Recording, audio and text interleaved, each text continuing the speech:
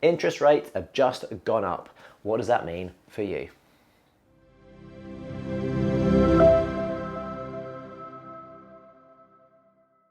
So the Monetary Policy Committee have just risen the base rate of interest to 1.75%. That is a jump of 0.5%. That's the biggest jump they've done at any time in the recent past. What that means is that they're quite confident that the economy can sustain that rise, even though it is going to start to hit our bottom lines, especially for the consumer when he talks about property and mortgages. Extra 0.5%, that's a lot of money every single month.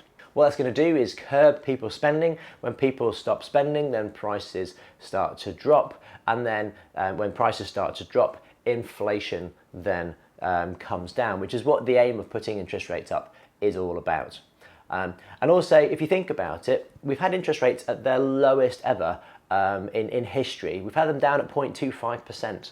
And with all the murmurings about what's happening in the economy and that there might be a recession coming up, even though we've managed to stave one off so far, the Bank of England, they've got only a very few levers to be able to help to stimulate or to curb inflation. And one of the main ones is interest rates.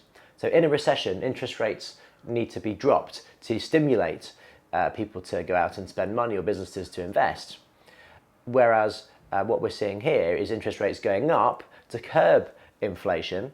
And therefore, when we hit the recession, the interest rates are high, which means that the Bank of England can drop them. So if they were at 0.25% and they stayed at 0.25%, they haven't got really far to go down at all. So by rising them and rising them quickly, they get themselves into a position where they've got that lever to play with if and when we do hit a recession.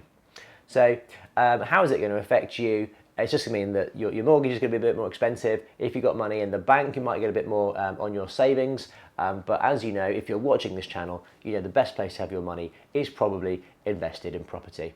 That's a very brief summary of what's happening out there right now in the economy and how it can affect housing. So if you like this, don't forget to subscribe to be notified about when our next video comes out. Otherwise, thank you very much for watching. I'll see you in the next one.